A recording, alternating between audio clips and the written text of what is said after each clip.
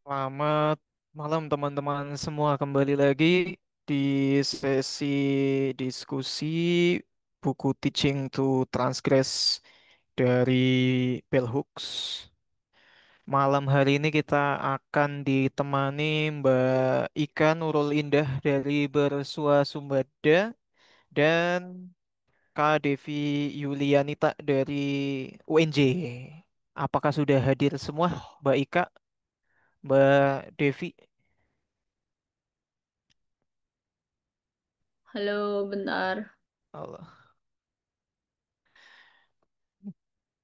Mohon maaf teman-teman atas keterlambatannya karena saya tadi masih bawa motor di jalan. Ini harus mampir nyari kafe dulu nih sebelum sampai rumah. Mbak Ika udah ada, Mbak Devi apakah sudah berada di ruang Zoom?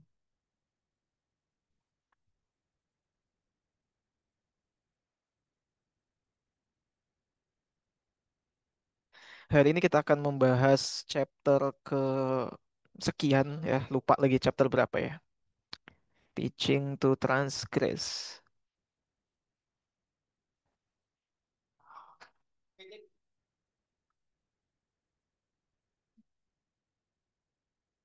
Kita ada di chapter ke-6 ya, pertemuan ke-7 tapi chapter ke-6 dari buku Teaching to Transgress dari Bell Hooks. Sebelum kita mulai, perkenalan dulu kali ya. Mbak Ika, Mbak Devi.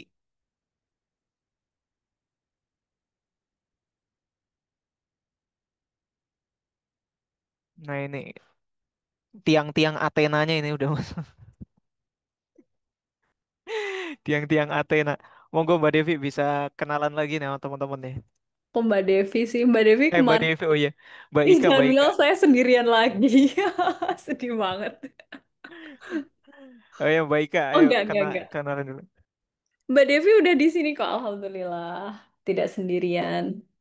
Oke, halo teman-teman. Mungkin ada yang sudah, oh saya sudah pernah mengisi dulu di chapter ketiga, kalau nggak salah ya. Salam kenal, nama saya Ika Nurlindasari, biasa dipanggil Ika. Saya dari Bersuah Sembada. Bersuah Sembada ini adalah suatu komunitas diskusi untuk segala hal yang sedang terjadi di sekitar kita, entah itu dari segi politik, kemudian cultural gitu. Oh, saya mau promo bentar boleh nggak? Jadi bersuasembada akan ada acara di Blitar, di Jawa Timur. Bagi teman-teman yang sedang ada di kawasan Blitar, nanti bisa ikut join kita. Kita lagi akan mengadakan ulasan buku dari, bentar saya ambil bukunya ya.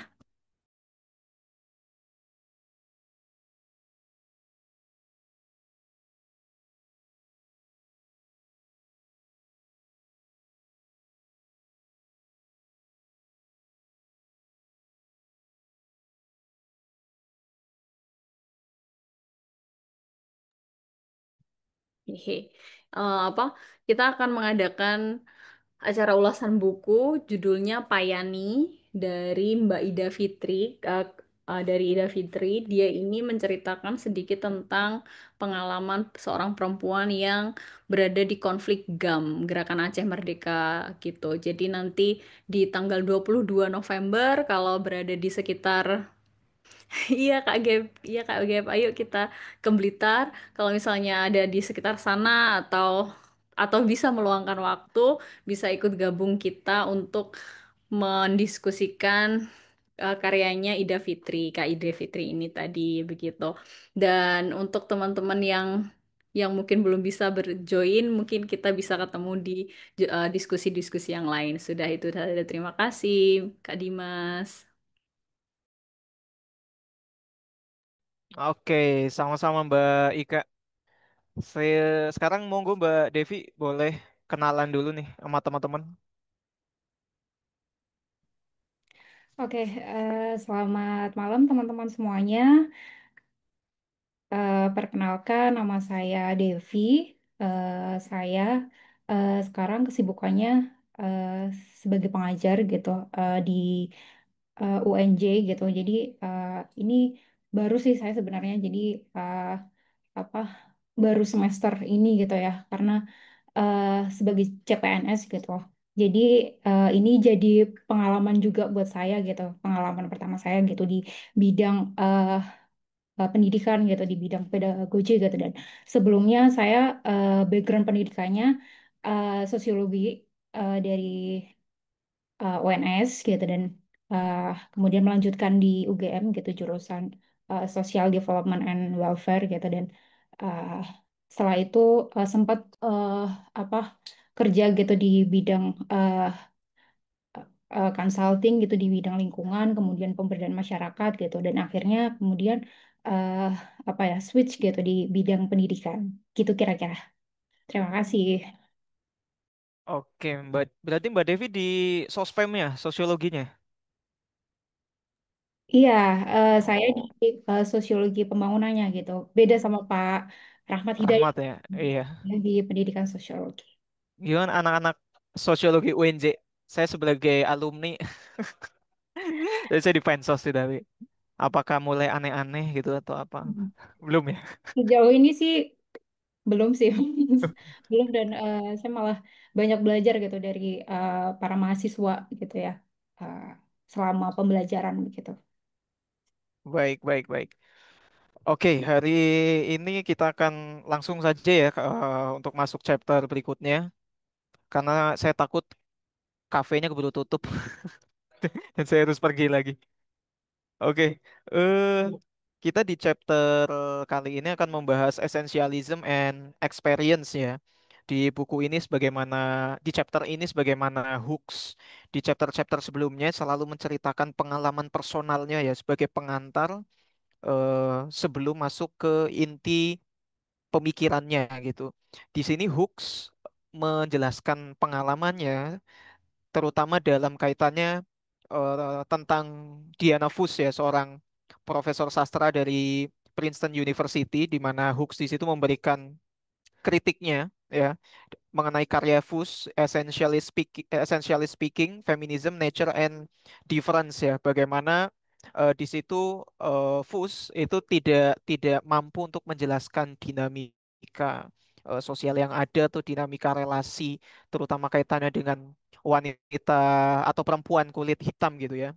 Dan di situ juga Hooks mengutip Edward Said, termasuk mengutip Jiro juga, khususnya gagasan tentang bagaimana experience ya atau pengalaman itu harus ditempatkan dalam pedagogi atau dalam teori pembelajaran.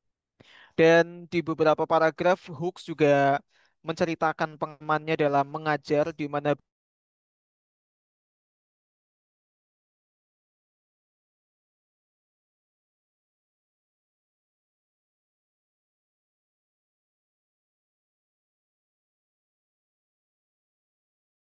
dan kemudian Hooks di sini mendapatkan satu insight tentang the authority of experience ya. Dinamika soal experience dan bagaimana menempatkan experience dalam proses itu menjadi penting ya dalam pikirannya Hooks. Itu saja pengantar awalnya ya. Mungkin sekarang dari Mbak Ika ya. Silakan Mbak Devi.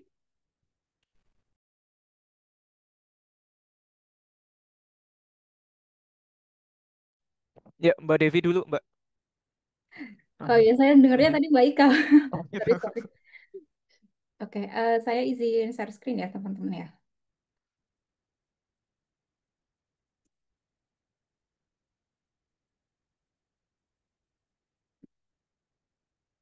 Eh, apakah sudah terlihat ya? Sudah, Mbak. Oke. Eh, selamat malam teman-teman. Terima kasih atas kesempatannya. Eh, saya akan membahas mengenai bab 6 ini ya terkait essentialism dan experience gitu. Tapi sebelum itu, sebelum membahas terkait isi chapter dari bab 6 ini, saya ingin mengajak teman-teman gitu untuk apa ya, setidaknya mengetahui apa itu essentialism gitu dan experience gitu ya. Nah, di pembacaan saya gitu bahwa definisi esensialism ini secara etimologi ya dia berasal dari kata esensi gitu yang artinya dia suatu hal yang punya hakikat gitu, ada hakikat yang melekat gitu dan alami di suatu hal gitu. Nah, kemudian esensialism gitu secara atau tambahan ism gitu di belakang esensial ini adalah cara pandang gitu yang menganggap bahwa suatu hal itu memiliki hakikat, kemudian dia sifatnya melekat, alami dan universal gitu kira-kira. Nah, banyak tokoh gitu yang apa menjelaskan tentang esensialisme ini gitu. Mungkin tokoh klasik ada Plato, kemudian Aristoteles gitu. Jadi Plato itu menganggap bahwa esensi itu mendahului eksistensi gitu. Beda mungkin dengan Jean-Paul Sartre gitu bahwa dia eh, mendefinisikan bahwa eksistensi itu lebih dulu ada ketimbang esensi begitu. Nah, kemudian ada juga di mungkin di abad ke-19 juga juga ada William juga dia mengungkapkan tentang esensialisme itu sendiri gitu. Jadi prinsip esensialisme atau esensialisme ini dia apa ya? Kalau bisa di eh, definisikan secara umumnya itu dia berupa suatu yang universal gitu, dia berusaha menyeragamkan gitu dan hanya ada satu suara gitu atau satu eh, apa ya satu pandangan gitu dan kadang itu eh, mengesampingkan oleh suara-suara lain begitu. Nah, itu mungkin definisi dari pembacaan saya gitu. Nah, nanti teman-teman nanti juga bisa dan boleh banget gitu misalnya eh, apa terkait pembacaannya tentang apa sih itu esensialism gitu dan kemudian experience itu sendiri gitu. Nah, tapi saya ingin eh, kontekstualisasikan gitu esensialism dan experience ini di dalam pembacaan saya di chapter 6 ini ya terutama eh, yang dibahas bell hooks terutama dalam pedagogi terus isu feminisme kemudian isu rasial gitu. Kemudian oke langsung saja ya teman-teman ada 5 key point gitu yang kemudian saya highlight gitu dari pembacaan saya. Yang pertama ada kritik dari esensialism, kemudian ada rasial dan and gender hierarchy in feminism, kemudian ada experience as a legitimate form knowledge, kemudian laboratory pedagogy, uh, kemudian passion of experience gitu. Nah, ini 5 yang saya highlight gitu di dalam membaca chapter 6 ini gitu. Namun teman-teman nanti juga boleh banget menambahkan gitu apabila pembacaan teman-teman ini ada mungkin uh, suatu hal yang penting yang mungkin tidak terbahas gitu dalam presentasi saya. Oke, selanjutnya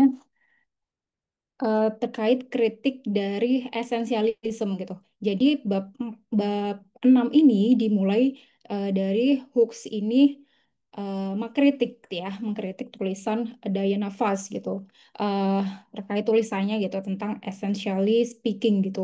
Dan dia membahas tentang essentialism gitu dan dia mengkritik Foss gitu bahwa di dalam tulisannya ini dia hanya apa ya eh, mengutip dari penulis eh, apa laki-laki gitu dan menganggap bahwa misalnya laki-laki kulit hitam eh, itu apa ketika dia memandang eh, penindasan kulit hitam itu adalah universal gitu. Dan itu mengesampingkan misalnya perempuan kulit hitam juga gitu feminis gitu yang mana dia tidak di apa ya istilahnya tidak didengarkan suaranya gitu kan. Jadi eh, itu mengesampingkan gitu suara-suara feminis perempuan kulit hitam ini gitu dan sehingga apa yang ditulis itu juga kemudian mereproduksi hierarki juga gitu misalnya di bidang di isu rasial dan gender gitu di dalam eh, akademisi ini gitu. Jadi misalnya eh, di kulit hitam itu misalnya eh, punya misalnya penindasan yang sama itu yang kemudian menjadi cara pandang esensialisme gitu. Padahal misalnya antara kulit laki-laki kulit hitam sama kulit eh, perempuan kulit hitam itu punya misalnya pengalaman yang berbeda gitu. Misalnya kalau kulit hitam itu misalnya hanya mengalami penindasan di bidang misalnya rasial, kemudian isu segregasi misalnya. Tetapi perempuan sendiri itu bisa berlapis gitu, mulai dari isu patriarki, kemudian isu kelas juga, eh, isu yang sama dengan laki-laki kulit hitam juga gitu. Jadi itu kemudian yang eh, cara pandang esensialisme ini yang tidak apa ya mendengarkan suara-suara dari perempuan kulit eh, perempuan feminis kulit hitam ini gitu.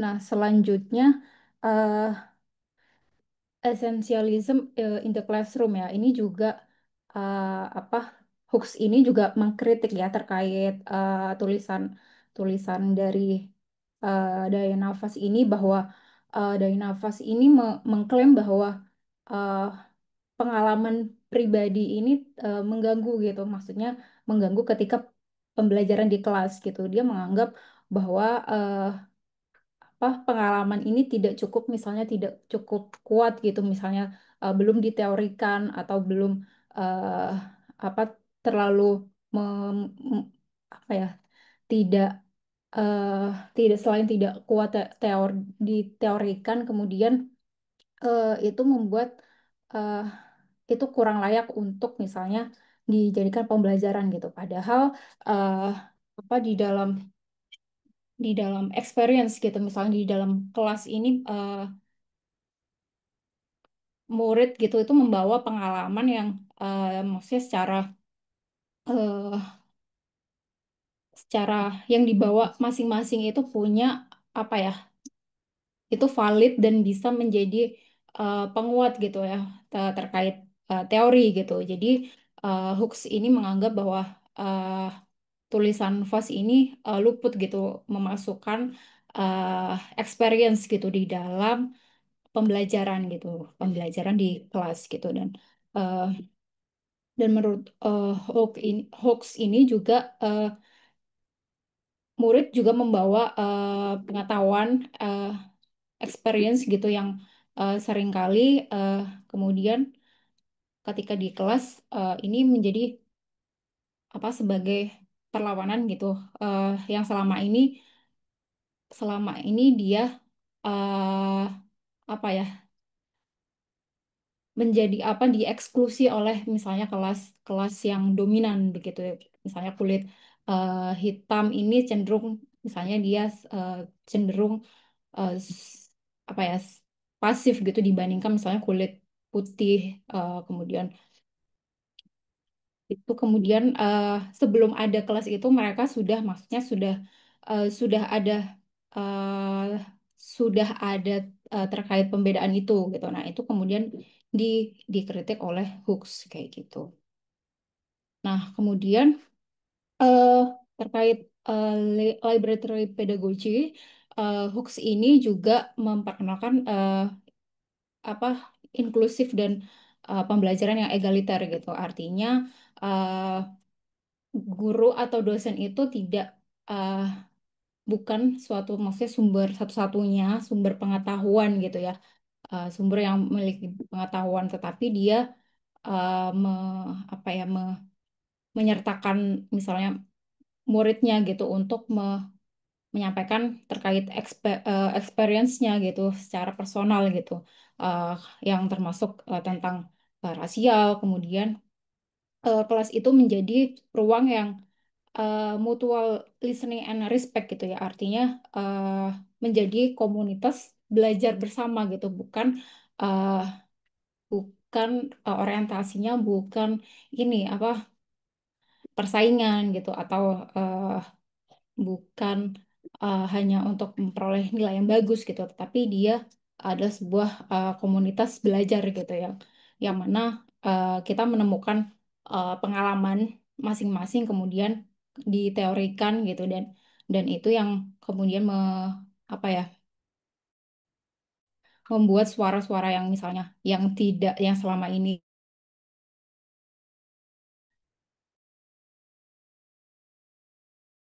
uh, ter,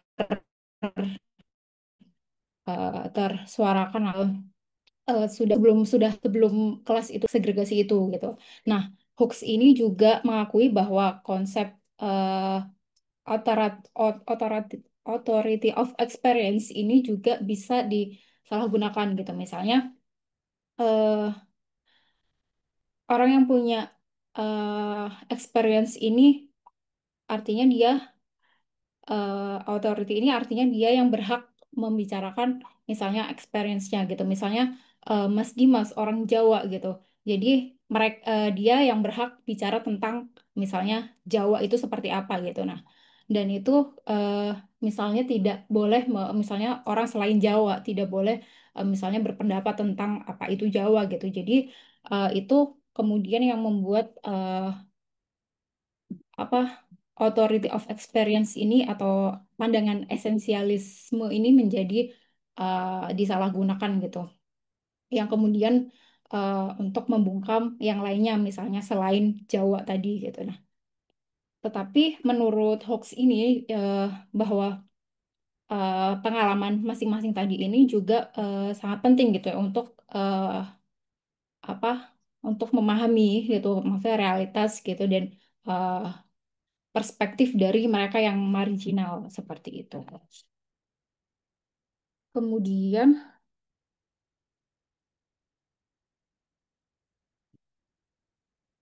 nah, passion of experience ya. Jadi Hooks ini ketimbang tadi ya apa mengungkapkan bahwa eh, authority of experience ini adalah bisa jadi sebuah esensialisme baru, dia lebih mengajukan tentang passion of experience atau gairah tentang pengalaman gitu. Jadi eh, passion of experience ini adalah bahwa eh, experience sebagai pengetahuan ini lahir dari memori, kemudian dari suffering atau penderitaan ya, kemudian yang kemudian dialami oleh tubuh juga gitu. Dan ini salah satu bentuk pengetahuan yang menambahkan eh, apa pembelajaran mengenai emosional dan secara etikal yang lebih mendalam gitu. Jadi misalnya kita bisa tahu bahwa misalnya eh, fakta bencana alam gitu di suatu tempat gitu, tetapi kita tidak tahu gitu, maksudnya tidak tahu pengalaman misalnya ketimbang dengan korbannya gitu. Jadi misalnya sebagai korban dia tuh punya pengetahuan yang mungkin berbeda dengan kita. Kita mungkin tahu secara faktanya, tahu secara pengetahuan gitu. Tapi eh, misalnya dibandingkan korban, dia lebih tahu misalnya tentang kenangannya, tentang penderitaannya gitu, yang kemudian dirasakan di tubuhnya gitu. Jadi ini kemudian yang membedakan antara experience gitu dengan pengetahuan yang eh, atau yang di luar orang yang punya experience ini tadi gitu. Tuh, terus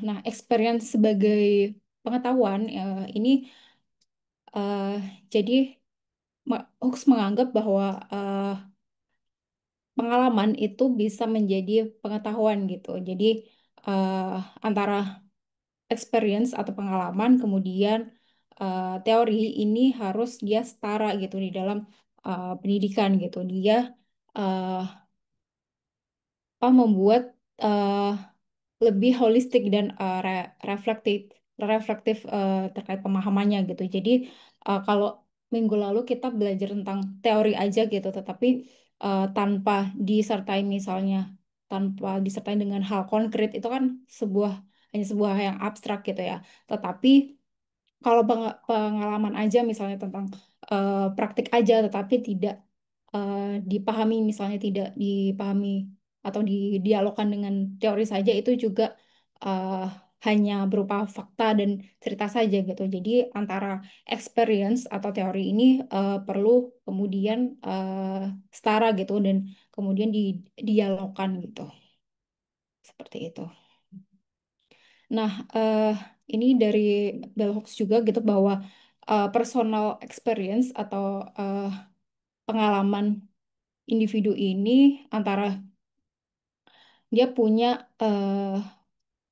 nilai ya, nilai pedagogi atau eh, pembelajaran dan kemudian nilai politikal gitu. Jadi ketika experience dan teori ini apa punya dihargai sama gitu ya antara antara keduanya ini pembelajaran ini akan jauh lebih humanis dan transformatif begitu.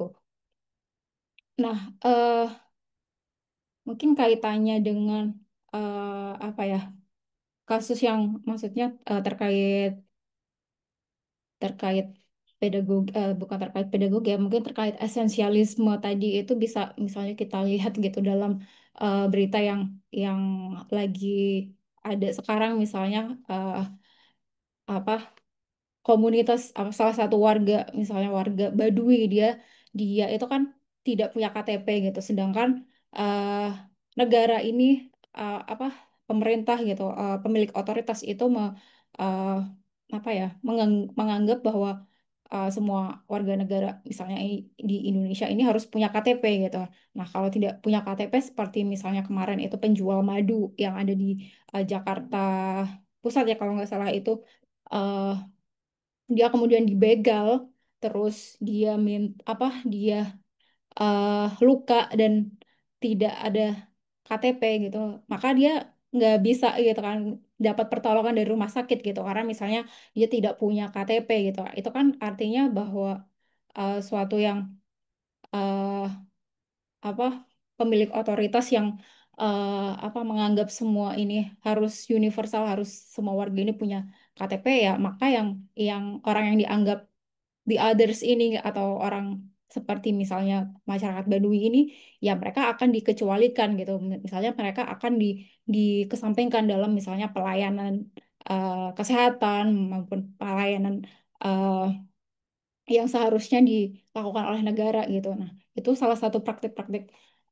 esensialisme ya, ya yang di dalam praktik eh, yang saat ini gitu lah di Indonesia gitu nah itu sih teman-teman. Jadi eh,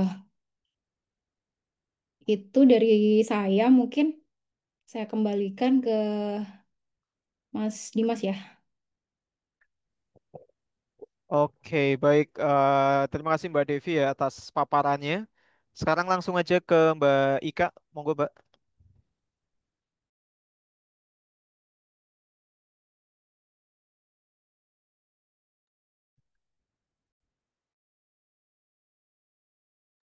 Sudah tas saya tah. Iya, Baik. silakan. Itu biar tiang Atenanya itu biar. Aduh, ya apa namanya nanti curhat lagi nih. Oke, baik.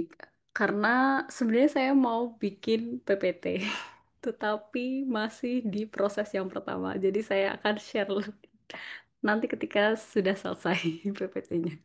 Oh ini aja. Oke, baik. Terima kasih untuk waktunya. Mohon maaf, lagi-lagi saya tidak membuat PPT, PowerPoint. Mohon maaf. Karena saya share screen dari point of view saya. Jadi saya setuju banget sama eh, part dari Kak Devi yang sudah diomongkan tadi. Jadi terima kasih Kak Devi sudah memberikan clearance ke dalam otak saya tentang what is essentialism gitu ya. Jadi yang menarik dari pembacaan Hooks ini dia tuh membuka kalau yang kemarin-kemarin itu dia bercerita tentang pengalamannya begitu. Nah, untuk yang sekarang ini dia bercerita tentang bagaimana pengalaman membacanya, kemudian dia juga mengkritik orang yang sedang dia baca ini gitu. Nah, ini itu menurut saya sungguh menarik ya, karena dia itu pertama, dia itu berbicara soal, oh akhirnya ada orang kulit putih yang nulis soal apa namanya kritik kepada orang kulit hitam gitu. Tetapi kok ternyata yang di highlight itu hanya apa penulis yang laki-laki saja gitu kan. Dia bilang bahwa apakah Black Woman itu tidak deem worthy gitu kalau nggak salah, bentar. Ya udah kita lihat yang dari sini dulu. Nah, habis itu setelah ini, nah ini dia. It seems as though as a racial gender hierarchy is established in this chapter wherein the writing on race by black men is deemed worthier of in-depth study than the work of black women critics gitu. Jadi apa namanya dia udah seneng aja nih mau membaca soal si Diana Foss ini tadi, tapi ternyata dia hanya mengcompile ataupun mention beberapa apa author yang critics yang dari black men saja gitu. Nah, kemudian yang kedua, ini kan juga berarti dia merasa bahwa oh, apakah pengalaman perempuan itu yang black ini jadi nanti hierarkial. Hierarkial ini dimaksudkan bahwa berarti yang men ini lebih bagus tah untuk diulas daripada yang perempuan gitu. Itu kan menunjukkan apa namanya hierarki gitu. Nah, itu dia mengkritiknya dari situ. Kemudian yang kedua adalah feminis kritik sendiri ini juga tidak mengkolab ataupun tidak menyinggung sama sekali tentang movement dari Black woman sendiri gitu. Jadi ada itu Black woman tuh dipilih-pilih gitu. Nah, di sini dia bilang bahwa Black women are treated as though we are a box of chocolates presented to individual white women for their eating pleasure so that they can decide for themselves and others which pieces are most tasty. Jadi kayak dipilih-pilih gitu yang mana yang sekiranya sesuai dengan propagandanya dia ataupun sesuai dengan apa namanya preferensinya dia seperti itu. Nah, ketika si Diana Fast ini dikonfrontasi gitu ya, kenapa kok nulisnya cuma tentang orang-orang ini gitu, eh, pasti pasti apa namanya in their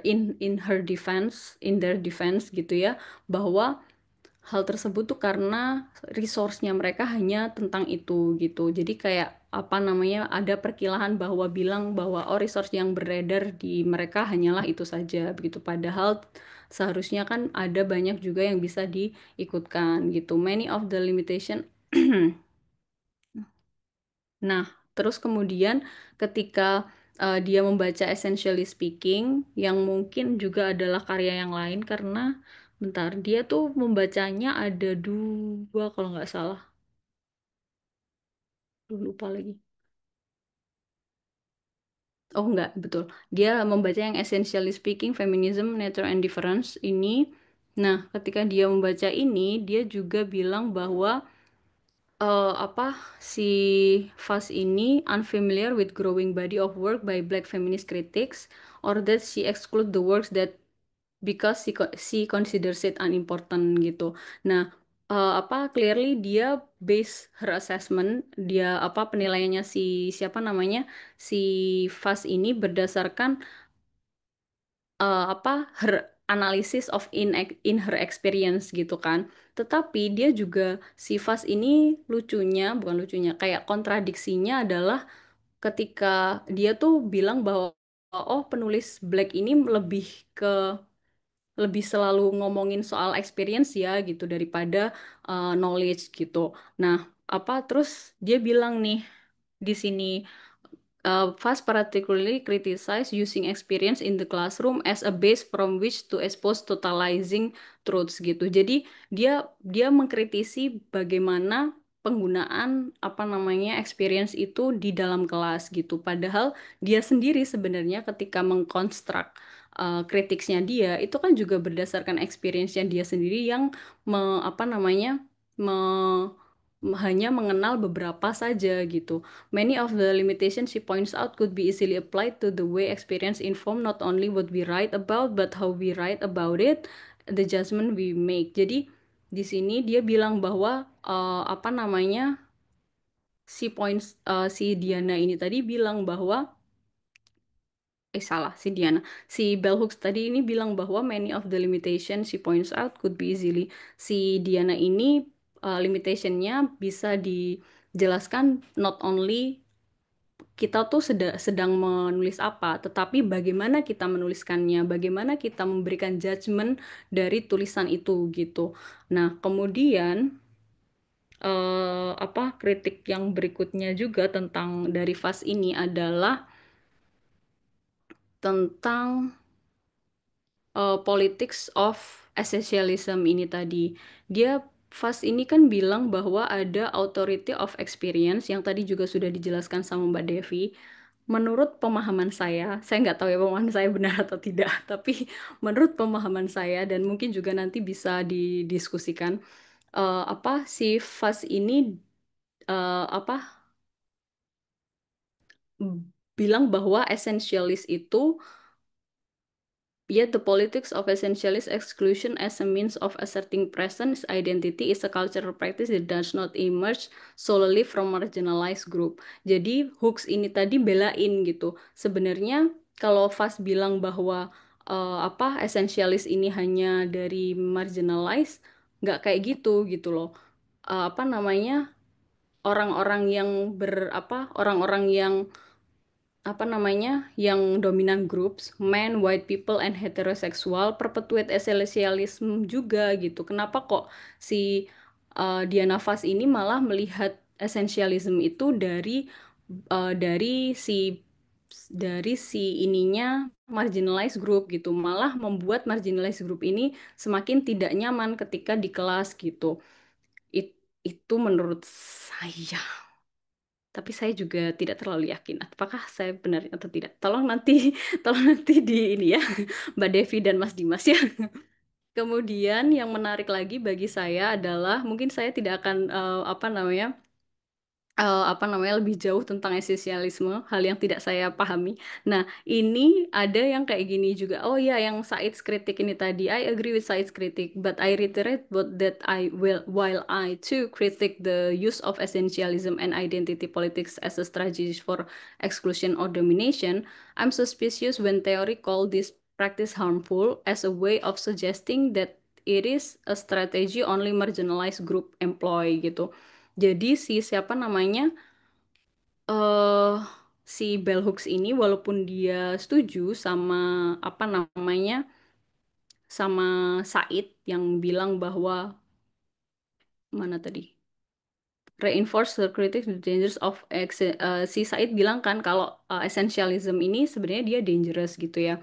Tetapi dia tuh walaupun dia setuju tetapi dia juga merasa bahwa ketika teori ini bilang bahwa si practice of essential ini harmful, it is a way that suggesting that it is a strategy only marginalized groups employ. Jadi kayak malah bikin si marginalized group yang dianggap menggunakan teori esensialisme ini jadi kayak berbahaya gitu. Intinya malah memojokkan gitu. Mungkin saya juga kurang kurang ini, aduh, tidak terlalu pintar untuk hal ini. Mohon maaf. Kemudian eh yang saya dapatkan juga dari pembacaan ini adalah bentar. Nah, apa namanya omongan tentang authority of experience. Tadi dari pembacaannya Mbak Devi, saya bisa mendapat sedikit gambaran tentang authority of apa namanya experience ini tadi tentang bagaimana orang Jawa hanya boleh berbicara tentang Jawa, begitu ya, Mbak Devi, tentang experience-nya sebagai orang Jawa begitu. Nah, ya, heeh. Nah, terus habis itu eh, apa sih bell hooks ini? If I do not wish to see these students use the authority of experience as means of asserting voice, I can circumvent this possible misuse of power by bringing to the classroom pedagogical strategy that affirm their presence, their right to speak in multiple ways on diverse topic. Jadi saya juga melihat bahwa si bell hooks ini dia itu mendiskusikan, bentar, dia juga mendiskusikan bahwa walaupun walaupun murid-muridnya ini dia tidak apa ya, walaupun murid-muridnya ini diberikan kepercayaan tentang berbicara tentang experience-nya dia, tetapi dia juga tidak mau kalau misalnya experience-nya ini jadi sesuatu yang paling powerful gitu kalau nggak salah. Ada di mana dia itu bercerita tentang bagaimana ini apa dia bilang that I assign students to write an autobiographical paragraph about an early racial memory. Each person reads that paragraph aloud to the class. Our collective listening to one another affirms the value of uniqueness of each voice.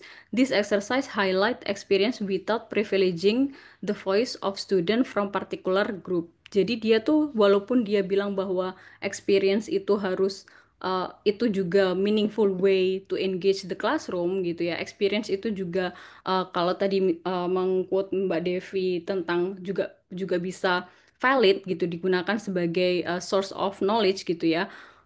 Yang source of knowledge kayaknya aku sendiri yang bilang. Apa namanya?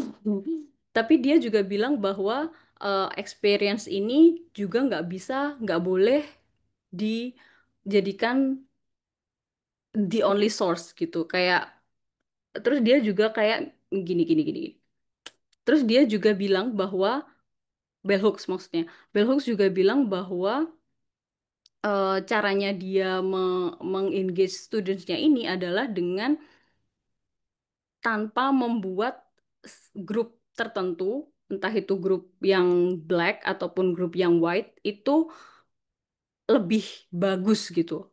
Jadi dia this exercise highlights experience without privileging, without trying to give the other groups a better spot gitu. That's what I get from this one. Terus habis itu, nah dia juga dia balik lagi bilang bahwa tentang fast experience in classroom may reflect the way in which competition for voice is an integral part of her pedagogical practice.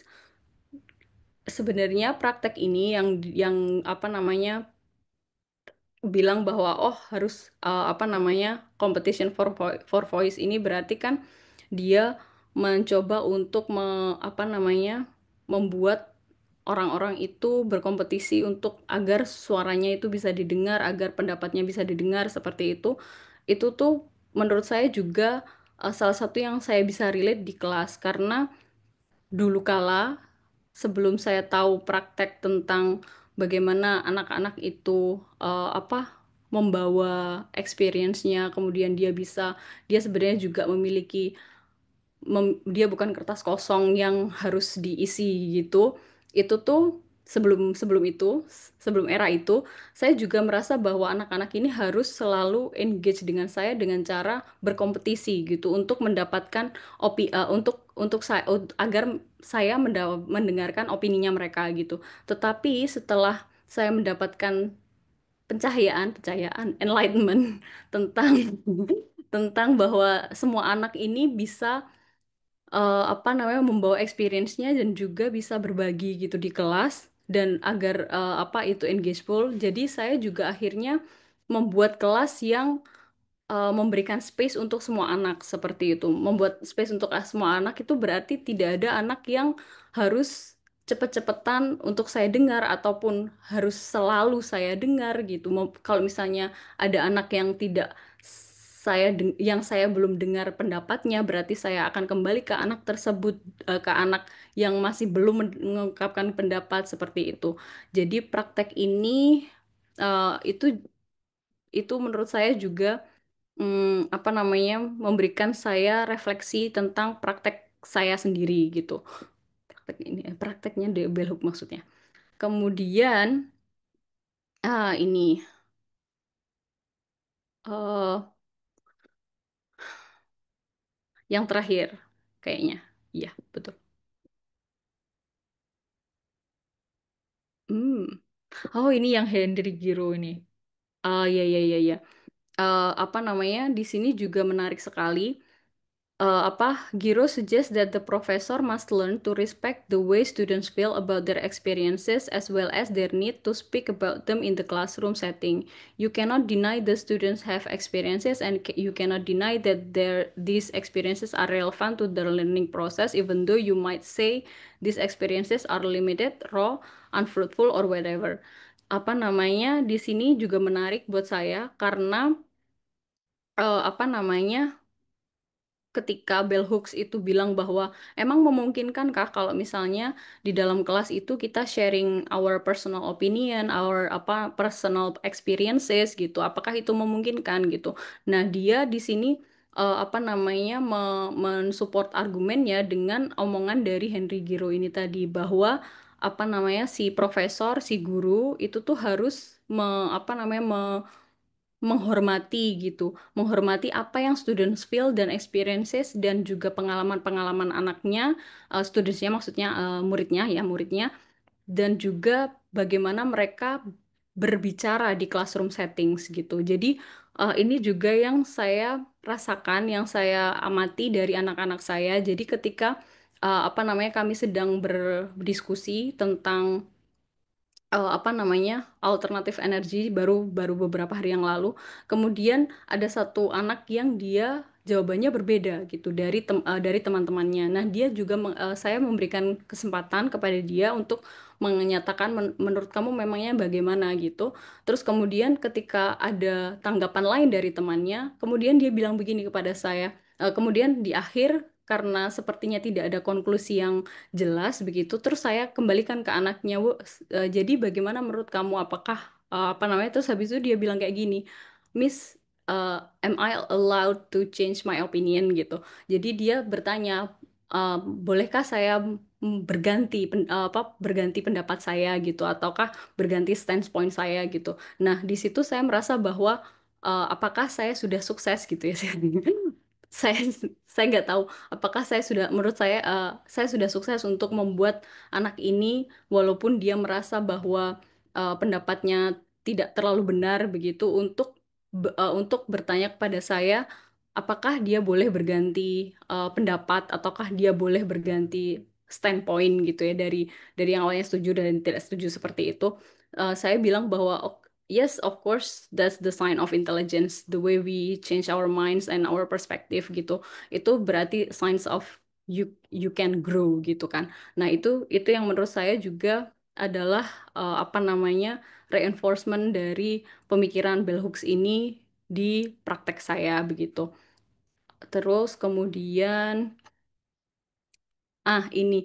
Also, I share with my class my conviction that if my knowledge is limited and if someone else brings a combination of facts and experience, then I humble myself and respectfully learn from those who bring this great gift. Nah, sebenarnya untuk saya sendiri, saya merasa bahwa dia bilang Bell Hooks ini bilang bahwa saya juga bilang ke anak-anak saya di kelas bahwa ilmu saya ini terbatas gitu. Bell Hooks bilang seperti itu. Dan ketika ada orang lain yang memberikan kombinasi fakta dan pengetahuannya, then I humble myself. Kemudian saya yang akan apa namanya bukan membuat diri saya rendah hati gitu untuk dan juga menghormati orang dan juga bukan menghormati dan juga dengan senang hati belajar dari orang yang sudah memberikan hal tersebut gitu. Nah, menurut saya ini yang agak sedikit susah dilakukan ketika apa namanya ada pandangan bahwa guru itu harus selalu benar gitu.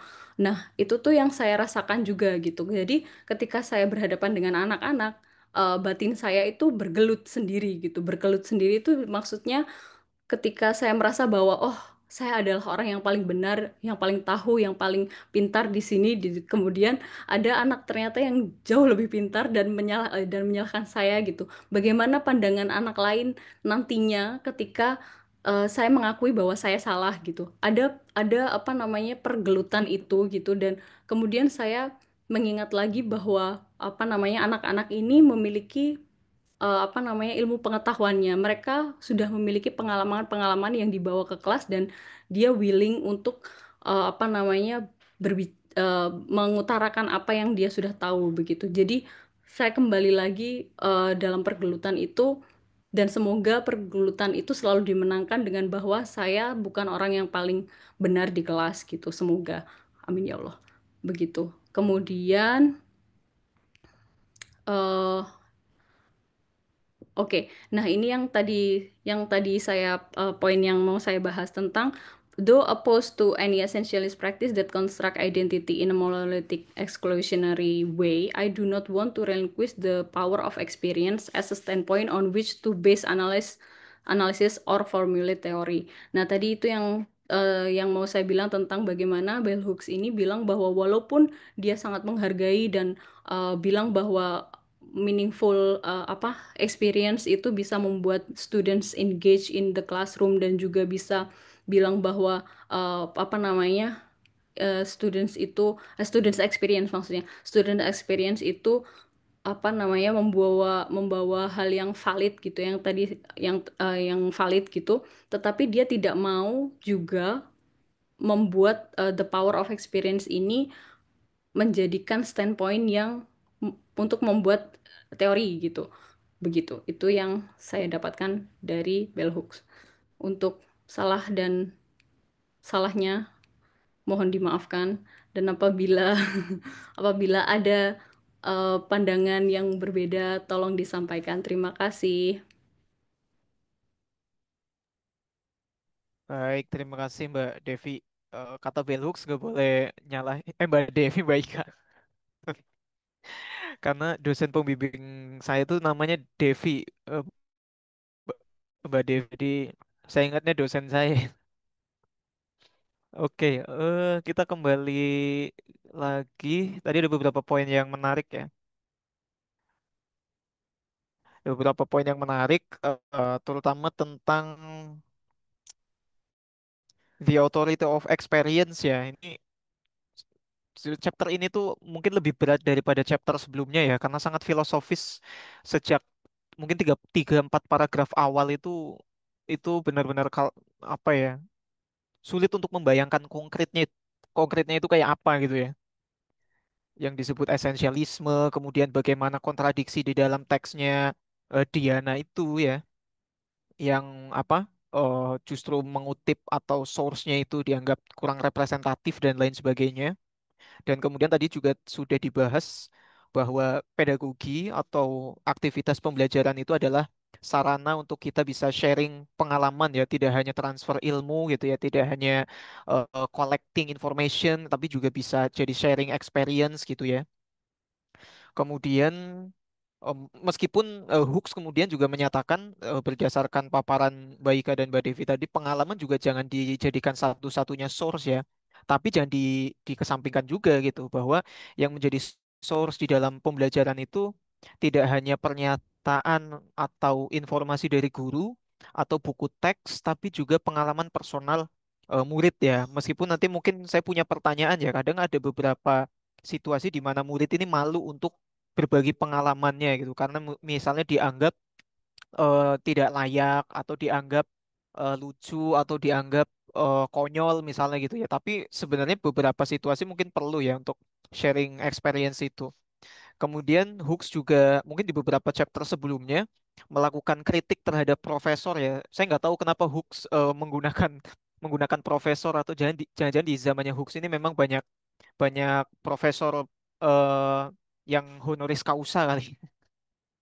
Jadi yang proses pembelajarannya ini terlalu membungkam, terlalu membatasi gitu ya. Sehingga Hooks di beberapa chapternya mengkritik dan menghimbau ya para profesor-profesor ini tidak terlalu menggunakan privilege akademisnya untuk melakukan pembatasan dalam aktivitas pedagoginya. Justru yang harus dilakukan adalah membebaskan ya kan, kemudian memberikan kesempatan seluas-luasnya, inklusif terhadap murid-muridnya atau mahasiswanya, bukan kemudian bukan kemudian menjadi satu-satunya yang memiliki otoritas ilmu pengetahuan atau otoritas pengalaman itu sendiri gitu ya. Dan kemudian di akhir Hooks menitik beratkan pada pentingnya kita sebagai pengajar, guru, dosen, apapun itu ya, educators, itu untuk lebih punya kerendahan hati gitu ya. Jangan merasa lebih pintar dibanding murid, Ya, kadang murid lebih tahu daripada kita gitu ya dalam konteks tertentu. Nah, makanya mungkin istilah istilah guru itu mulai bergeser menjadi fasilitator ya. Istilahnya tuh fasilitator sekarang memfasilitasi, membersamai murid-murid untuk berdiskusi tentang segala sesuatu yang sudah mereka tahu. Jadi kalau kita waktu kuliah belajar mata kuliah teori pembelajaran gitu ya, teori-teori klasik menyatakan bahwa pembelajaran itu adalah satu proses di mana seseorang yang tadinya belum tahu menjadi tahu, seiring berjalannya waktu bergeser ya, karena anak-anak atau murid-murid kadang datang dalam kondisi yang sudah sangat tahu gitu ya. Dia punya banyak sekali pengetahuan, banyak sekali informasi yang kadang membuat mereka sendiri bingung gitu ya. Dan mungkin di situ peran kita sebagai educators ya untuk membantu ya mana yang cocok, mana yang belum cocok, mana yang sudah waktunya, mana yang belum waktunya. Oke, silakan teman-teman ada yang pendapat mungkin Essentialism and experience. Mungkin tadi bagian essentialism ya yang sangat filosofis itu gitu ya. Silakan teman-teman di sini boleh raise hand langsung saja. Ada 31.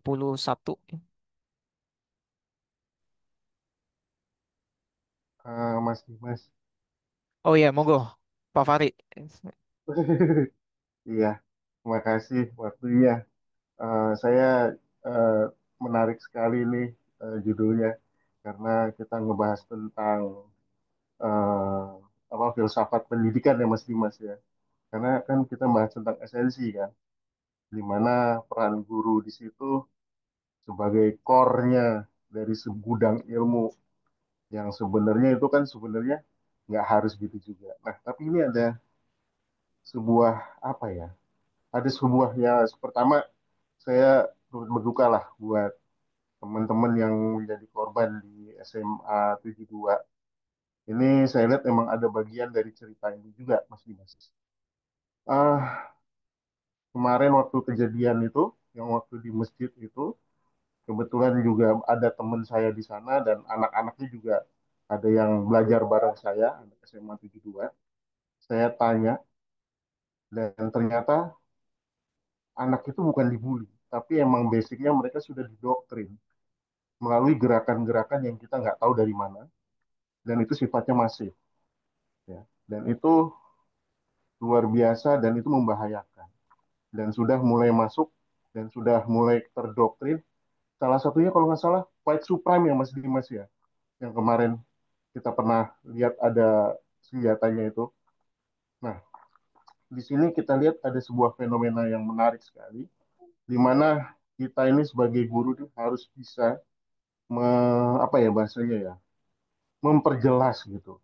Jangan sampai anak-anak itu terpropaganda, terpengaruh. Apalagi sekarang ini teknologi sudah semakin maju dan kita dipaksa untuk bisa mengikuti zamannya. Nah, guru itu emang harus mengikuti zaman, Mas. Karena kalau guru tidak bisa mengikuti zaman, ya kita bakal terdegradasi, ya. Semua hal kita harus mengikuti zaman. Apalagi dengan kondisi sekarang ini yang serba dinamis, cepat, dan cara pandangnya pun sekarang sudah, kalau dulu kan homogen, satu titik, kita ngomong cuma satu individu, dan kita nggak bisa kasih komentar. Tapi kalau sekarang, ada orang komen, berjuta-juta orang bisa membalas komentar kita, seperti itu. Nah, disinilah bagaimana esensi kita sebagai ya pendidik, atau calon pendidik, atau sebagai orang yang punya jiwa untuk memberikan apa ya pencerahan ke lingkungan, ya kita harus bisa apa namanya uh, mereduksi apa sih bahasanya supaya bisa meredam, bisa apa sih antidot, antidot apa ya, anti racunnya. Soalnya kalau kita diamkan aja, ini akan jadi sebuah fenomena yang luar biasa. Bayangkan saja, anak SMA kelas 11 bisa merakit bom dan bisa membawa senjata. Dan itu luar biasa dan bisa tembus. Itu sesuatu yang aneh sekali. Dan itu out of the box. Nah, disinilah menurut saya, yang benar kata tadi, kata Mbak Devi, kata Mbak Ika, peran guru di sini sangat penting ya. Dan di sini adalah bagaimana caranya kita bisa eh, apa ya bahasanya menetralisasi seperti itu Mas Dimas. Oke, mohon maaf Mas Dimas, itu pandangan saya aja. Kalau ada yang salah, mohon maaf ya Mas. Siap senior, siap-siap. Baik.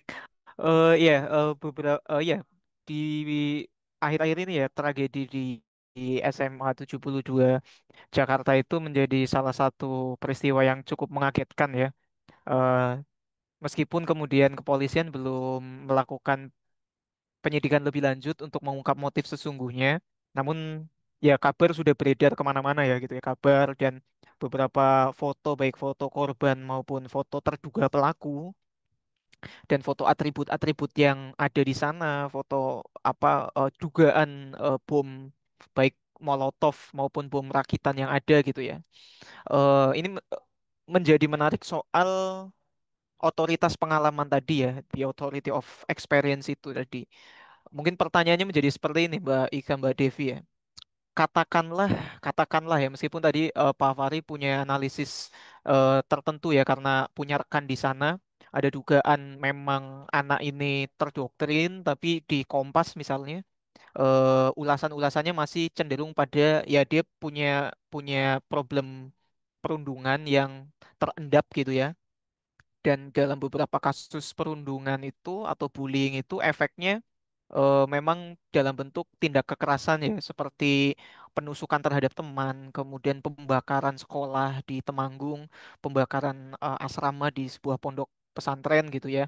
Itu ya terjadi karena ada penumpukan beban emosional di anak-anak gitu ya, yang tidak mampu terurai lewat relasinya dengan orang tua dan relasi yang dibangun dengan sekolah gitu ya, baik dengan teman maupun guru gitu. Dan seolah-olah anak dibiarkan dengan bebannya itu gitu loh. Nah, soal authority of experience ini, apakah dengan membuka ruang seluas-luasnya bagi anak-anak untuk bercerita tentang pengalamannya, bahkan pengalaman yang mungkin dalam tanda kutip konyol atau memalukan atau menyakitkan itu apa ya bisa bisa menjadi salah satu kanal atau ranah yang mengurangi beban psikologis atau beban emosional itu yang diharapkan bisa mencegah terjadinya tindak kekerasan gitu ya. Kalau dari Mbak Ika dulu nih sebagai ibu guru ini gimana nih?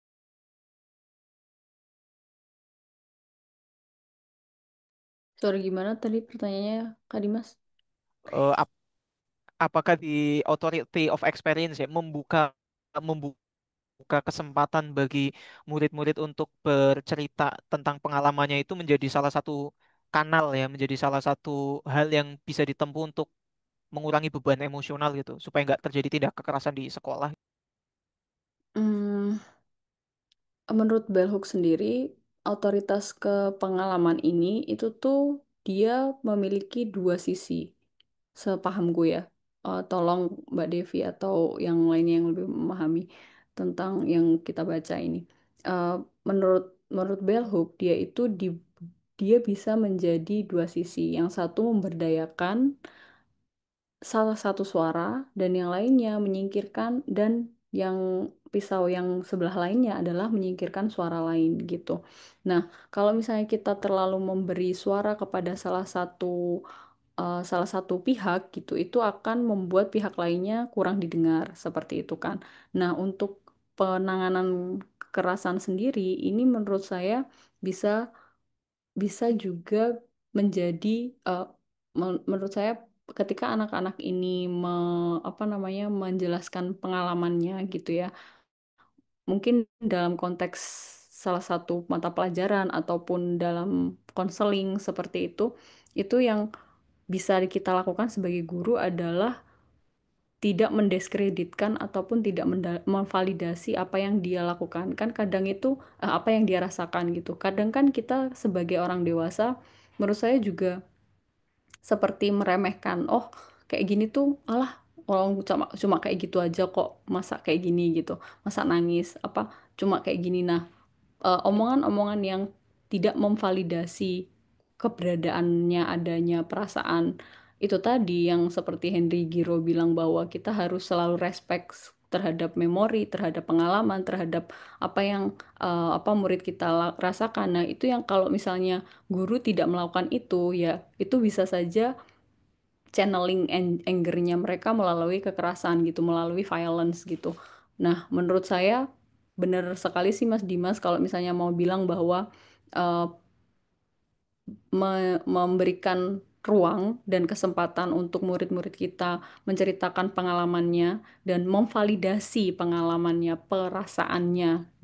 Kemudian baru kita arahkan, oh sebenarnya tuh bisa loh dilihat dari poin yang seperti ini gitu. Itu juga apa namanya? Menurut saya bisa menjadi salah satu cara untuk menahan, bukan menahan, untuk memperkecil adanya kekerasan gitu.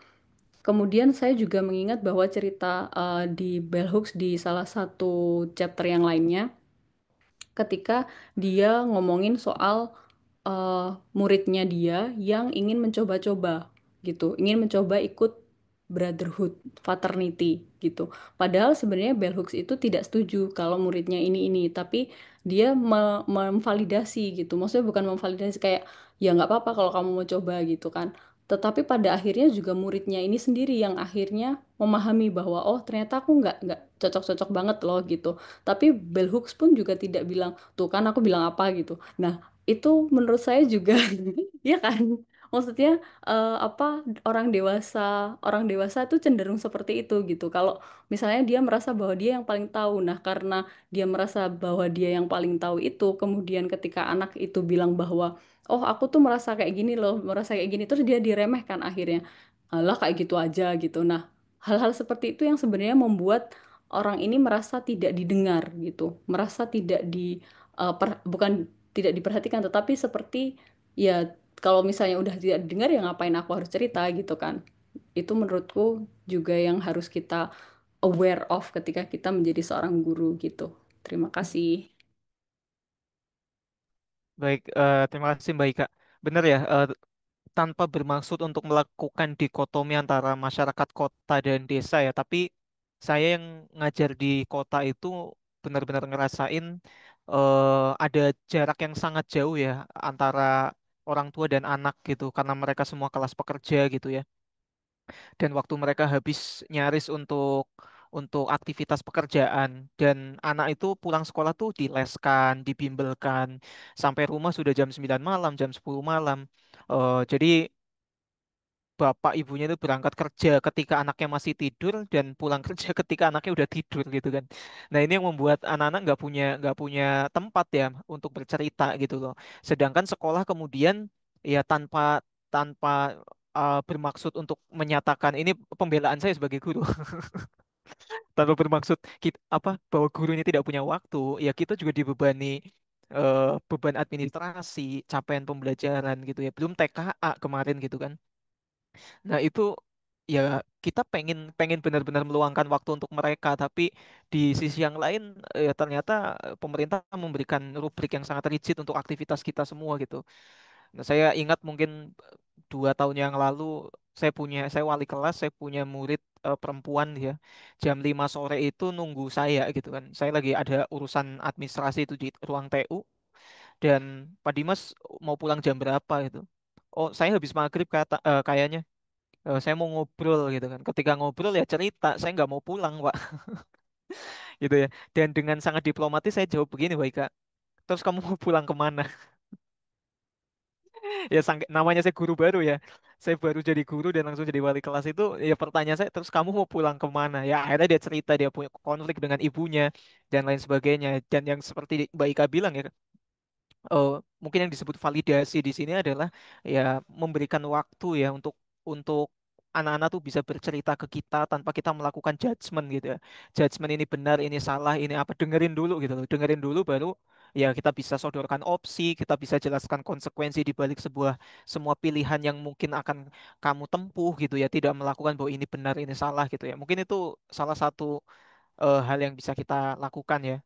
Nah, untuk Mbak Devi nih, tadi terkait Mbak Ika ya, tentang dua sisi dari authority of experience gitu. Jadi di satu sisi memberikan ruang kepada murid untuk bercerita pengalamannya, itu punya efek empowerment ya untuk memberdayakan gitu ya.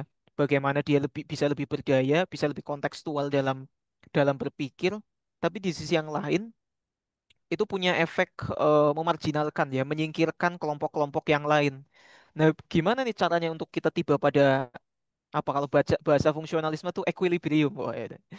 Tiba pada titik seimbangnya gitu ya, di mana kita bisa memberdayakan tapi tidak bermaksud menyingkirkan gitu ya. Terima kasih Mas Dimas atas pertanyaannya. Eh, saya ingin merespon yang tadi ya terkait misalnya kasus violence gitu oleh anak muda tadi ya misalnya eh, dia sebagai korban bullying gitu.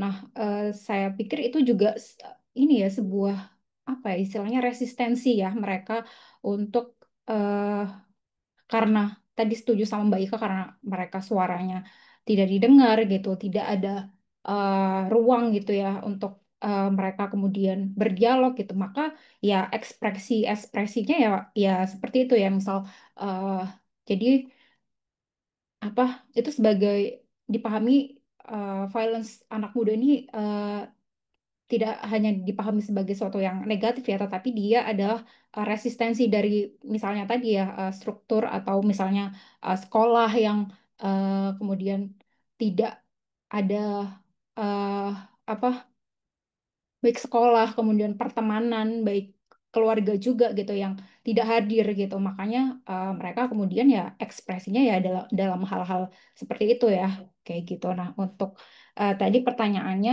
eh, terkait apa authority Titik of seimbang. experience ya, authority of Iya. experience ini tidak hanya tadi bisa menjadi dua sisi ya antara dia bisa menjadi memberdayakan kemudian juga menjadi eh, mengeksklusi juga gitu. Nah, menurut saya sih eh, apa ya kita perlu memahami konteks gitu. Jadi ketika misalnya eh, gimana ya? Jadi experience ini ditempatkan ya untuk memahami untuk masing-masing itu punya suara ya. Jadi dia adalah eh, suatu suara yang kemudian dialogkan gitu dengan eh, misalnya dengan teori gitu. Jadi saya pikir sih seperti yang pembahasan sebelumnya teori gitu. Jadi eh, antara teori dan praktik itu harus eh, kalau dibilang praksis gitu ya. Jadi antara teori dan praktik itu harus direfleksikan gitu. Jadi itu sih yang kemudian menurut saya ya yang antara praktik kemudian refleksi kemudian teori gitu. Jadi eh, itu harus berjalan dan berdialog gitu sih menurut saya Mas. Baik, baik, baik. Ya, itu salah satu challenge mungkin ya bagi kita yang berusaha mewujudkan inklusivitas dalam proses pembelajaran gitu ya. Bagaimana bisa benar-benar memberdayakan anak-anak kita, tapi juga tidak mengeksklusi gitu ya, tidak menyingkirkan kelompok-kelompok tertentu gitu. Dan kayak mungkin kalau konteks Indonesia tidak dalam konteks ras ya, tapi konteks agama ya, kebudayaan atau bahkan kelompok masyarakat adat misalnya di mungkin waktu saya ikut Pak Rahmat di beberapa kampung adat itu terutama di Sunda Wiwitan ya itu masih eh, ada diskriminasi soal pendidikan agama ya. Jadi misalnya anak-anak penghayat ini ketika mereka waktunya jadwal pendidikan agama ya tidak difasilitasi dengan komunikasi ke warga adat di pusatnya gitu ya. Tapi dipaksa dalam tanda kutip untuk ikut dalam pelajaran agama Islam gitu. Jadi dalam beberapa penuturan warga penghayat itu ya anak-anak kita hatam Pak, hafal gitu ya untuk Al-Fatihah, gerakan sholat tuh hafal. Tapi ya tetap keimanannya keimanan penghayat gitu juga. Tapi kita nggak bisa ubah itu gitu ya di dalam sistem pembelajaran. Ya, selalu ada challenge di titik itu ya. Uh, Silakan gimana, saya baik mau Kak? mau apa nambahin yang apa namanya tadi gimana caranya biar kita ketika authority of experience ini biar bukan equal ya kayak apa namanya be aware of gitu. Nah, itu juga kita bisa refer kepada omongannya Bell Hooks di mana dia bilang bahwa pada akhirnya dia research to the passion of experience. Nah, dia di sini bilang in the classroom I share as much as possible the need for critical thinkers to engage multiple location. Jadi di salah satu kritiknya kepada Dian Nafas, dia juga bilang bahwa Dian Nafas ini kok tidak melihat posisi privilege-nya dia gitu. Nah, dia di akhir dia bilang bahwa kalau di classroom biar biar apa namanya experience ini tidak menjadi exclusion bagi orang gitu ya. Dia juga minta anak-anaknya untuk engage multiple location to address diverse standpoints. Jadi untuk melihat dari poin yang berbeda gitu. Poin yang apa namanya dari poinnya sendiri gitu. Apakah dia privilege di sini? Apakah dia bias gitu? To allow us to gather knowledge fully and inclusively. Jadi bagaimana dia biar bisa jadi inklusif adalah dengan melihat posisinya kita gitu. Posisinya kita apakah dari dominan, apakah kita adalah orang yang berprivilege di situ, apakah dari struktur kuasa juga relasi kuasa itu kita berada di pihak yang seperti apa gitu. Nah, itu yang menurut saya juga perlu dilihat ketika kita ngomongin tentang experience, the authority of experience ini gitu. Itu aja, terima kasih. Oke, mantap. Silakan teman-teman yang lain yang mau berbagi pendapat soal key point-nya berarti ada di authority of experience itu ya, soal pengalaman sebagai bagian dari pengetahuan, bagian dari pembelajaran, bagian dari yang melengkapi pemahaman gitu ya. Silakan teman-teman. Oh iya, saya baru ingat kalau selain beberapa kasus violence tadi ya, kekerasan sebagai efek dari perundungan, eh saya baca di BBC News Indonesia itu ada 3 kasus bunuh diri ya. Jadi bunuh diri itu termasuk bagian dari efek dari perundungan itu di Sukabumi yang seorang remaja SMP ya, kelas 8 yang gantung diri dan tulis surat perasaannya itu, tulis surat gitu. Kemudian 2 lagi itu di Sawah Lunto di Sumatera Utara. Yang satu gantung diri juga tapi di sekolah dan yang satu ditemukan meninggal di ruang OSIS gitu ya. Nah, KPAI udah mencatat tuh sekitar udah 25 anak bunuh diri ya sepanjang tahun 2025. Jadi perundungan ini ya bukan ya mungkin kita bisa bukan mungkin sih memang ini masalah sosial gitu ya. Dan kita sebagai pendidik juga mulai harus melihat anak-anak ini berada dalam karakter yang berbeda ya.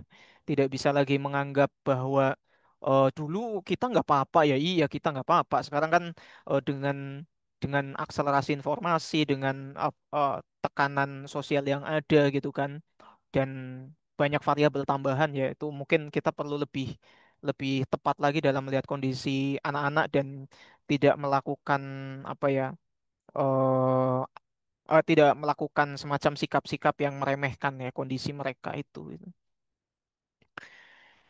Silakan teman-teman yang lain, adakah yang mau kasih pendapat?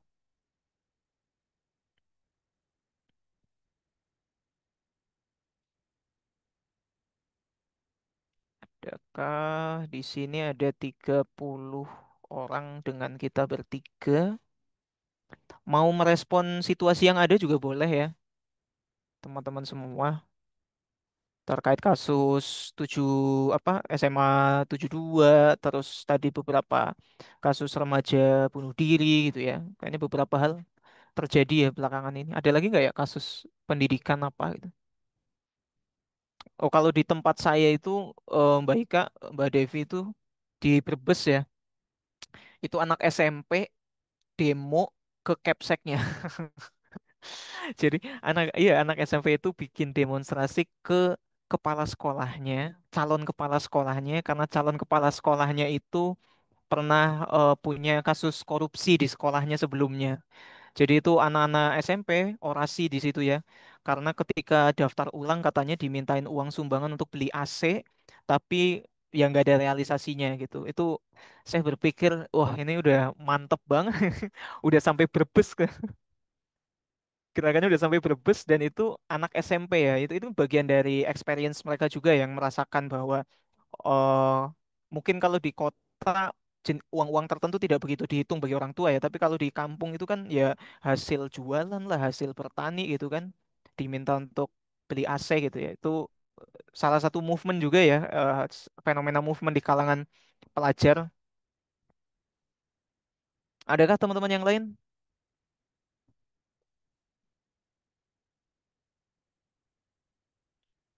Hmm, nah, Pak Rahmat, saya pengen nanya nih Pak Rahmat nih, apakah bisa menjawab kalau di Hooks kan konteksnya Amerika ya, dan bagaimana Hooks itu melihat relasi profesor-profesor itu yang angkuh dalam tanda kutip ya. Dan mungkin kita juga bisa mengasumsikan hal yang sama terjadi di Indonesia ya, dalam beberapa kasus gitu kan. Beberapa guru besar atau akademisi gitu ya, membuat jarak yang sangat jelas dengan murid-muridnya. Tapi kalau di Eropa gimana Pak? Sebagai alumni Eropa, oh ambil headset dulu Pak Rahmat. Kalau di Eropa tuh apakah nuansa akademisnya juga seperti yang dibilang bell hooks gitu? Nuansa ke kiri-kirian. Silakan Ya, Pak. sih ya. Makasih untuk Devi, Mbak Ika ya. Saya belum pernah ketemu Devi ini malah. Ya, Eh, ya maklum, saya kan bukan dosen tetap. Saya dosen tidak tetap, jadi jarang tetap di kampus kalau saya. Ya, Eh, pertama sebelum respon Dimas ya, tadi ada yang menarik dari paparannya Devi sama Ika ya, Kak Ika sama Kak Devi tentang apa the authority of experience ya, betul ya. Nah, eh, menurut saya begini ya. eh, saya ingin mengajak kita semua tidak tidak mereduksi ya eh, pemikiran bell hooks, Giro dan seterusnya itu dalam dalam atau tidak terlokalisir ke dalam isu pendidikan ansih gitu ya. Yang sering saya bilang di awal ya, sesi-sesi dari mulai sesi Girox pertama dan di sesi apa introduction pertama bell hooks itu gitu ya. Kenapa? Karena bell hooks, Henry Giro dan seterusnya itu mereka memang membahas tentang pendidikan. Tapi sebenarnya kalau kita mau tarik pada isu yang lebih luas, itu sebenarnya isu yang lebih luas soal social justice, soal uh, apa namanya kemanusiaan dan seterusnya gitu ya. Nah termasuk isu ini tadi yang the authority of experience itu bagus paparannya dari pengalamannya apa Mbak Ika ya Kak Ika sama Devi tadi. Nah itu sebenarnya kalau kita mau lebih lihat lagi itu uh, menggambarkan juga dalam konteks sosial kita sehari-hari gitu ya pengalaman kita dan jadi sebenarnya bukan hanya dilokalisir pada isu guru versus bukan versus ya guru dan student teacher and student atau lecture and student tidak gitu ya, tapi dalam konteks yang lebih luas gitu ya. Saya ambil contoh ya di luar relasi antara guru dengan dosen atau guru dengan murid ya. Saya pernah melakukan pendampingan, saya sebagai fasilitator pembangunan RPTRA. Mungkin kalau teman-teman di Jakarta itu tahu RPTRA, ya. Saya tahun 2016, 2017 itu sebagai fasilitator pembangunan RPTRA di 3 kelurahan di Jakarta Timur dan Jakarta Utara. Ya, saat itu baru awal-awal programnya eranya Gubernur Ahok ya, Basuki saat itu. Ya, nah eh, saya dapat satu kasus itu di daerah Kelurahan Penggilingan, Jakarta Timur. Itu lokasinya di daerah perumahan kompleks, daerah kompleks. Lah. Saya memfasilitasi apa FGD pertemuan gitu ya dengan masyarakat dari mulai tokoh masyarakat, PAUD, tokoh pemuda, Karang Taruna, RT RW gitu ya. Nah, singkat cerita saat itu karena kompleks perumahan itu ada tanah punya pemerintah DKI yang itu udah belasan tahun tanah itu dipakai untuk lahan parkir orang-orang komplek yang atau orang-orang yang nggak punya garasi gitu ya di situ.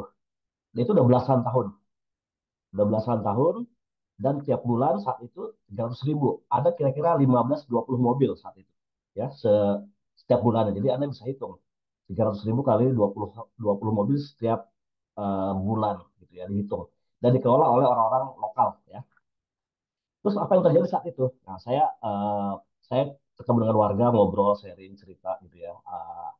Dan pertemuan pertama oke, masih lancar ya, karena dia tahu saya orang baru dan saya bilang saya akan sering ke daerah itu, sering ketemu warga bapak ibu di acara pengajian, di acara posyandu, di acara tahun, akan sering. Jadi jangan jangan bosan ketemu saya. Nah di pertemuan kedua, nah ini yang bikin saya juga agak sepot jantung satu ya, shock juga. Di pertemuan kedua itu saya dikejar-kejar dan dicari oleh seorang tokoh yang itu nggak tanggung-tanggung, itu buat celurit ya, buat celurit cari saya gitu kan, karena saya orang, karena pertemuan kedua kan, karena saya udah kenal gatekeeper siapa, jadi saya udah kenal ngobrol. Tapi di pertemuan kedua minggu depan ya, itu saya dicari-cari sama seorang tokoh gitu kan, mana si bapak ini, mana, udah sambil ngacung-ngacungin celurit ya, gitu. Dan ya saya jiper juga gitu kan, ya saya ingat anak istri di rumah gitu kan, dengan gitu gitu kan. Karena apa? Karena dia terancam, terancam itu lapaknya dia, lahan parkir itu yang akan dibangun RPtra itu terancam ketika saya datang, dan saya kan akan mendampingi masyarakat bikin ini loh, yang dibutuhkan apa, bikin lapangan futsal kah, bikin taman apakah dan seterusnya gitu kan. Nah, tapi saya bersyukur saya nggak perlu hadapin dia gitu kan. Yang menghadapi dia siapa? Ibu-ibu PKK ya. Jadi ibu-ibu PKK itu langsung tenang Pak Rahmat. Pak Rahmat duduk di dalam, itu urusan kami kata gitu kan. Jadi ibu-ibu PKK yang menghadapi itu gitu. Yang menghadapi mereka si orang-orang tersebut gitu. Dan akhirnya selesai, sampai kemudian terus-terus sampai berbulan-bulan saya datang ke situ, apa namanya, sampai akhirnya dibangun lah seterusnya. Nah, apa poinnya? Benar tadi kata Kak Ika, itu memang saya sebagai orang baru di situ, saya harus banyak mendengarkan cerita pengalaman mereka di situ. Bahwa saya bahwa saya punya otoritas sebagai fasilitator, ya, tapi otoritas saya itu tidak melebihi otoritas mereka sebagai orang lokal di situ, gitu kan. Jadi saya dengarkan tuh, saya nongkrong dengan orang-orang, dengan ibu PKK, saya deket banget, ibu PKK, posyandu gitu kan, tokoh pengajian, apa macam-macam, semuanya saya rangkul, ngobrol apa, sharing, dan akhirnya aman. Pertemuan ketiga keempat sampai sampai ke launching itu wali kota aman gitu kan, akhirnya sudah launching gitu kan. Nah jadi yang ingin saya katakan adalah uh, authority of experience itu membawa kita sebenarnya untuk bisa lebih explore dan ada bondingnya di situ gitu ya. Tadi kata Kaika apa namanya, standpoint ya, cerita pengalaman muridnya, apakah dia bisa punya standpoint sama itu juga ketika saya mendampingi itu cerita dia, Pak Rahmat saya kan apa namanya, tiap bulan kebagian Pak sekian ratus ribu Pak di sini Pak, ya saya dengerin kan, saya dengarkan terus terus gitu. Tapi saya punya senjatanya, sama kayak tadi Kak Ika. Dia punya senjatanya apa? Mendengarkan. Yang belum bersuara tadi benar Kak Ika. Saya pancing lagi mereka belum bersuara. Nah, tapi di kelompok yang lain, ibu-ibu, dia setuju. Oh setuju Pak Ahmad. Ini kan kita punya buat senam sehat, buat olahraga yang lansia, ya kan? Jadi kelompok lansia setuju gitu kan. Nah, akhirnya semua berbicara, ya, semua berbicara, semua mendapatkan pesannya gitu ya, pesan dan poinnya dari itu gitu. Jadi itu itu dipakai kalau kita punya pengalaman sebagai apa, fasilitator ya, fasilitator pendamping di masyarakat. Dan ada beberapa contoh yang lain ya, yang apa namanya, saya pernah lakukan. Tapi yang paling fenomenal yang saya dicari-cari oleh itu tentang tadi celurit celurit oleh seorang preman lah ya di sana, di daerah Penggilingan Jakarta Timur. Jadi the authority of experience memang di situ. Itu satu. Nah yang kedua, ya, ya, yang kedua apa tadi Mas? Apa profesor kenapa tadi? Iya, kalau di Eropa tuh profesor-profesornya kayak yang dikritik Hooks atau enggak, Pak? Eh, ya sebenarnya enggak juga ya. Di Amerika luar negeri itu lebih egaliter ya. Dia lebih setara. Dia nggak mau dipanggil prof gitu kan. Panggil nama aja gitu kan. Saya beberapa kali pengalaman di luar itu, ketika manggil dari awal saya udah nggak manggil dia prof gitu kan. Dia juga nggak mau gitu kan. Karena dia lebih setara, lebih egaliter gitu ya. Respeknya apa? Respeknya bukan soal gelarnya, bukan soal pangkat, respeknya adalah production of knowledge itu gitu. Jadi ketika misalnya eh, bahkan di penulisan nama-nama pun di administrasi dia nggak ada tulis prof, ya nggak ada tulis prof, dia cuma tulis gelar doktor misalnya, doktor sekian, doktor apa apa selesai gitu. Nah, masalahnya orang Indonesia itu kalau ketemu sama itu, ya kan gitu, manggil prof, nulis di situ prof, prof gitu kan. Padahal sebenarnya mereka juga nggak berharap. Gitu. Ya jadi saya pernah di suatu saat waktu saya di Finlandia itu profesor saya, host saya, eh, ya saya panggil pertama ketika itu saya panggil dia prof gitu. Dia bilang no, Rahmat, don't call me prof gitu kan. Just call me namanya Juha, Yuha ya. Kalau nama-nama orang Skandinavia namanya tulisnya J, Juha, dibaca Yuha. Just call me Yuha. Oke. Di akhir seterusnya namanya panggil apa Yuha gitu kan. Dan apa namanya ya mereka lebih merasakan itu sebagai bagian dari proses egaliter ya, setara ya gitu kan. Karena respect itu berbasiskan ilmu, berbasiskan pengetahuannya gitu, bukan berbasiskan gelar lah gitu. Nah di Indonesia itu ya ini saya kadang gregetan juga ya dan jadi bahan bahan bahan guyonan juga gitu ya. Ada seorang profesor atau pernah lihat saya atau di pengukuhannya di spanduk di apa di balihonya itu gelarnya itu ditulisnya panjang banget itu ya jadi dari mulai profesor doktorandes profesor doktorandes MSI apa lagi ya S1 doktorandes S2-nya MSI ya doktorandes gitu kan terus saya bilang eh, apa kalau dia misalnya kenapa kalau dia dari S1 nggak dari S1 dari D3 kenapa nggak ditulis D3-nya AMD juga gitu ya. Jadi profesor doktoran atau profesor SE AMD SE apalah gitu ya. Jadi lengkap kan dari D3 S1 ya, D3 S1 S2 S3. Nggak perlu tambah juga tuh ALM gitu kan ya. ALM apa almarhum nggak perlu gitu kan. Kalau karena orang banyak yang protes di Indonesia. Banyak yang protes itu mereka nggak disebut tulis nama nama gelarnya gitu kan. Ada yang protes itu. Ya, di tempat saya kerja itu ada yang protes itu ke mahasiswa. Bukan bukan lagi protes, marah. Anda bisa bayangkan, marah. Marah ke mahasiswanya gitu kan. Ya, maksudnya sih happy-happy aja gitu kan. Ya, apa namanya, ketawa aja ada yang sudah marah begitu ya. Jadi, eh, bisa dibayangkan bahwa apa namanya otoritas keilmuan itu. Nah, ini dari authority of knowledge, dari authority of experience ke authority of knowledge gitu ya. Nah, otoritas knowledge itu eh, bukan berbasiskan gelar gitu ya. Tapi apa? Tapi memang kapasitas, kemudian knowledge dia gimana gitu ya. Eh, apa namanya? Dan ya kenapa Indonesia masih bertahan seperti itu ya? Karena kita kalau kita lihat konteks historis ya kita adalah negara yang mengalami kolonialisme yang sangat panjang gitu ya. Nah, negara-negara kolonialisme yang sangat panjang itu juga tidak bisa dilepaskan ya. Misalnya negara-negara, misalnya mereka yang masuk dalam global south ya, Afrika, itu mereka juga masih bertahan dalam kubangan feodalisme begitu ya, misalnya. Jadi meskipun misalnya Nelson Mandela melakukan perlawanan itu tapi saya melihat mereka juga masih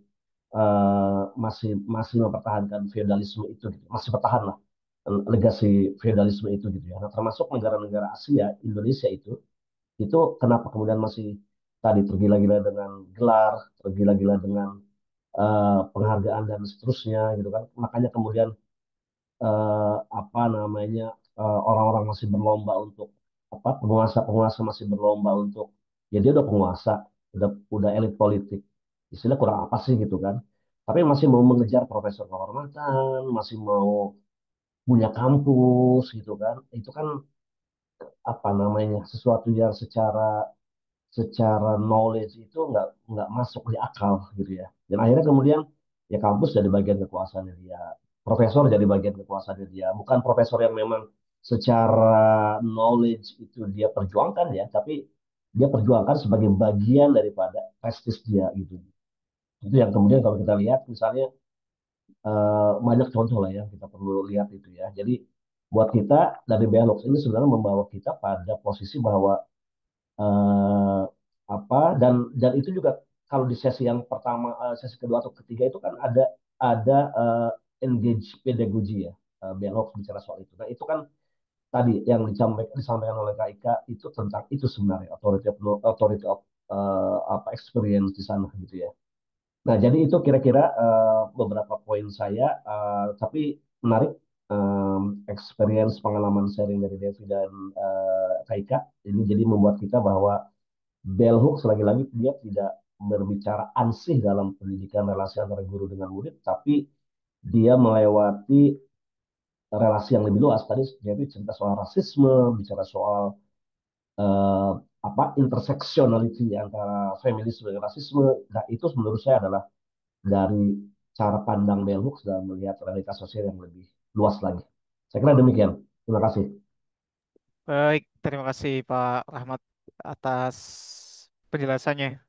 Kalau di tempat Pak Rahmat profesor nggak dipanggil Prof marah, di tempat saya kalau guru nggak ditulis MPD di jadwal pelajaran, makanya saya S2-nya nggak pengen MPD nanti. Yang lain aja. Baik, baik. Ada lagi teman-teman yang mau kasih pendapat? Ini Mbak Devi keluar nih. Oh, ada. Adakah lagi?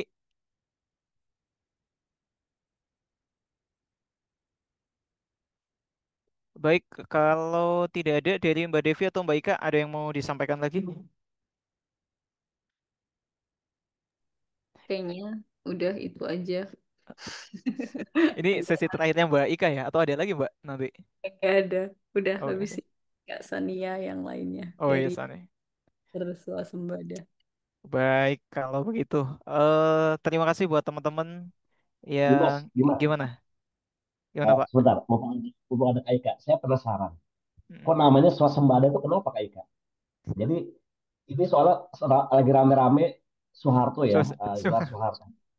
Nah, jadi saya apakah keingetan itu? swasembada pangan Soeharto tahun 1984. Nah, itu jadi boleh cerita dong Kak, namanya kenapa swasembada Kak? Apakah terinspirasi Soeharto? Enggak ya, Mas?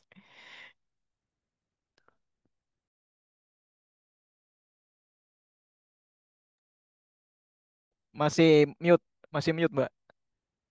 Eh, Oh ya, oke. Saya rasa saya tidak di posisi untuk menjelaskan, bukan tidak di posisi, kayak saya ini newbie di Bersuasembada. Jadi di Bersuasembada itu adalah suatu komunitas di mana kita mendiskusikan banyak hal, isu-isu sosial.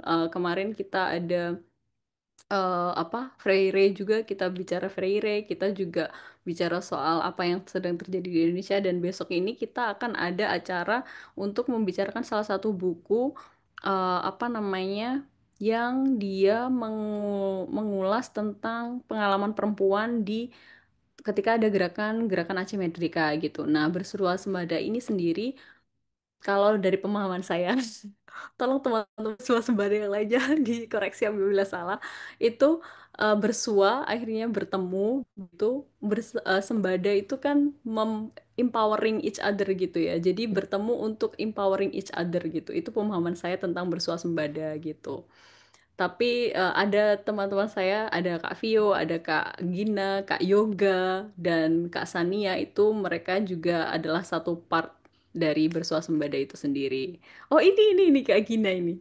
Kak Gina bilang karena kami ingin punya ruang untuk saling bertemu, ya tadi bersua, bertemu, memenuhi kebutuhan diskusi gitu. Jadi apa namanya? Bersuasembada, sembada berarti mandiri atau cukup dengan kemampuan diri sendiri. Oke, begitu.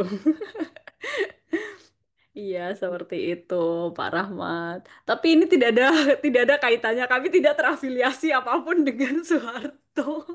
Tapi beda. Kalau Iya. Soeharto itu suanya SWA, SWA. Oh, iya, iya, betul, Nah, betul, jadi betul. kalau Kak Ika sama Kak Gina itu SWA, jadi berjumpa, SWA dari kata SWA. Nah, jadi memang beda ya.